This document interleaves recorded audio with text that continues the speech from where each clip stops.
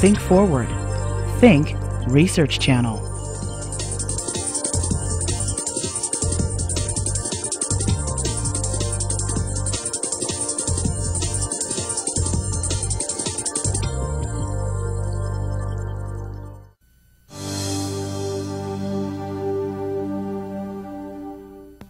I started drinking when I was about 13 and a half. I would have sips of alcohol at holidays. When I started drinking, it was like the thing to do. I always swore that I would never drink.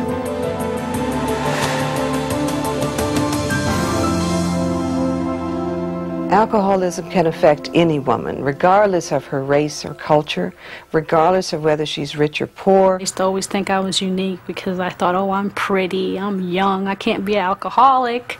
I don't think like I'm special or anything. We all really came from the same place, and we all are just trying to stay sober. When you take away the environment and the upbringing and the state that you live in and your income, there is no unique alcoholic. We all suffer from the same disease. The person I am is far from unique. I'm like any other alcoholic who's trying to achieve sobriety. Pound for pound, a woman reacts more to alcohol than a man. I didn't want to be left out. I wanted everyone to like me as well. I wanted to be a part of this drinking crew. So. Young girls should realize that they don't have to get involved with alcohol to be part of the crowd. They can be part of the crowd. They can be the leader of the crowd without depending on alcohol. I didn't like the taste. It was revolting, but I loved how it made me feel. Honestly, I loved being drunk, and I didn't drink to not get drunk.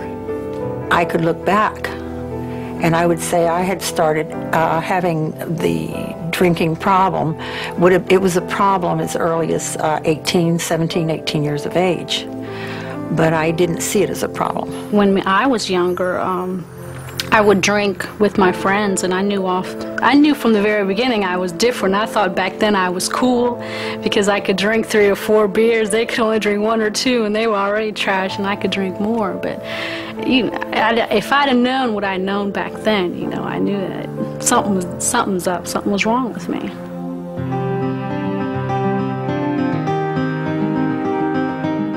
Research shows that genetics plays a big role in risk for alcoholism. But it's also clear that genetics isn't destiny. You can have all the risk factors and still not get into trouble with alcohol. My father is a recovering alcoholic, and my mother can drink alcoholically. I'm not to be able to say that she is an alcoholic. That's for her to decide, but and my brothers have had drinking problems. I want my kids to know about alcohol and what it can do to you. Especially since they're so sensitive, I'm going to say, since I'm an alcoholic. And well, actually both of their mother and their father are alcoholics, so I know that when they try it or if they even mess around with it, it's dangerous for them, and I want them to know that. I had a lot of curiosity as growing up, also because I come from a family of alcoholics. So my curiosity also kicked in as well, as much as the peer pressure. First, I thought it was a social way of drinking, but then later it didn't seem that social. My father was a drinker from way back. As a matter of fact, we can trace the alcoholism back 5 generations on his side. For many years, we've known about the effects of alcohol on men, but now research is addressing alcohol and its effects on women. So we know much more about the negative effects of alcohol on girls and women. As I got older, my drinking just progressed. You see the teeny little shot glasses, that wasn't me, that wasn't enough. That just could not get it for me. I had to have, like a half a glass in order to feel, I wanted the full effect. I didn't want to halfway do it. The first one was always the burning feeling, but after that, it was like, it was nothing. I had 2 bottles of wine that I finished off by myself, and on an empty stomach. Next thing I know, I wake up in a hospital in the emergency room the next day, and they're telling me that this time was really close. And because this was the 10th time in 5 months that I went in for alcohol poisoning. I got invited to an amusement park one time, and I thought to myself, wow, do they serve beer there? You know, that's the first thing that popped in my head is, do they serve beer there? Because, you know, oh my God, how can I go there if they don't have any alcohol? It really became terribly abusive about 8 years ago. The situation that I was in, we were drinking 18 beers every day. Without skipping a day, we would not go to functions because it interfered with our drinking. You can't just take one drink. I almost lost my kids when I would keep doing the leaving my kids with my mother, and she got pretty mad about that. So she called Child Protective Services on me. She told them, you know, my drinking was out of control. And we went to court, and I'm in a program right now, an outpatient program. I had gotten arrested for trespassing, breaking and entering, possession, indecent exposure in public, drinking underage, distribution, you know, all of the above. I've been in with the law. Women tend to have self-esteem issues and also codependency issues, feeling vulnerable, we want to be loved. If alcohol is a part of that relationship, it does make us more susceptible to try and please.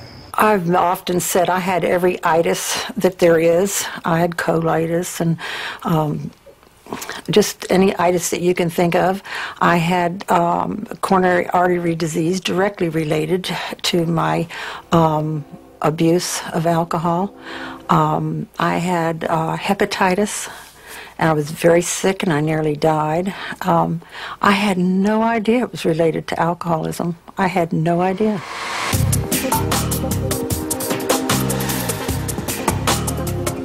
I had problems with anorexia for a while, and eventually I couldn't take not eating anymore and just drinking on an empty stomach, and so I started eating. And I couldn't take that either, so I started throwing up, but that combined with the liquor, I started to get ulcers. I did not have good friends, and I could not count on them. My friends, you know, they left me in fields at night because I was so drunk that, you know, I was in the middle of a blackout and they didn't want to deal with it. So they're gonna, you know, and wake up alone in the middle of a field. Thank you. I'd fall down and stuff, so when I wake up the next day, I'd have bruises all over my legs, my arms, or, you know, stitches even. One time, I busted out a window. I remember that. Whenever I was drinking, I was driving.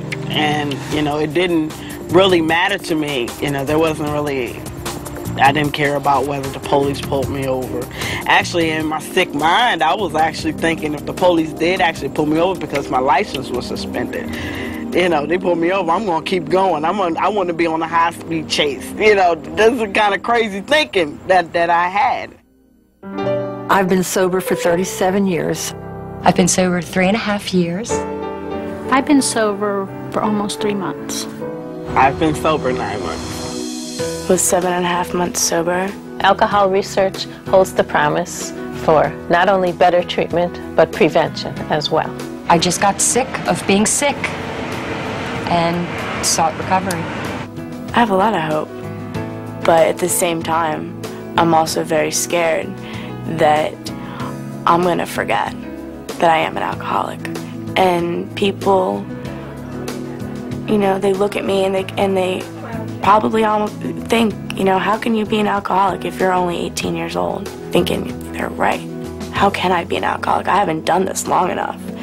You know, I was just getting started. It was, yeah, it wasn't fun at the end, but it could be fun again. You know, you got to give yourself a chance.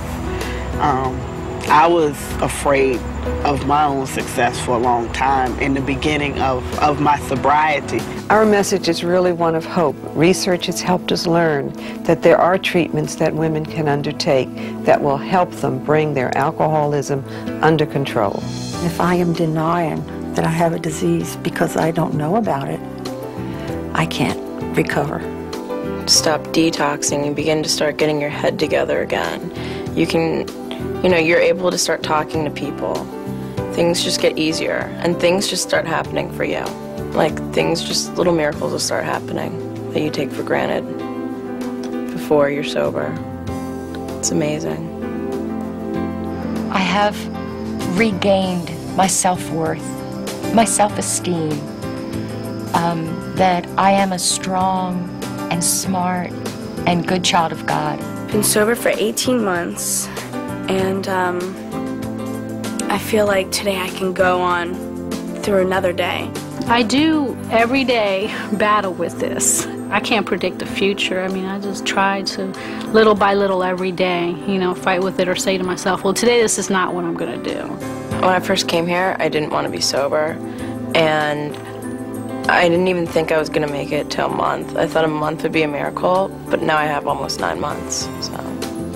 Having 9 months clean and sober is a beautiful feeling. I mean, I've managed to hold my job, and I mean, the boss just adores me. You know, everybody there, they know I'm coming in. It just feels good that I'm able to get up, not being hungover. You know, I'm able to look people eye to eye. I'm able to shake their hand, you know, because I have corporate office business people coming in the job, and I've got to face them. And I mean, it's a good feeling not standing there with liquor on my breath from the night before. In recovery and sobriety, I've learned that doing for myself, then I'm better able to do for others. I have friends. I am back on track with school, and I'm doing good so far, and that's a miracle. There's no shame in being an alcoholic. There's no shame whatsoever. Don't leave before the miracle happens, because it does work.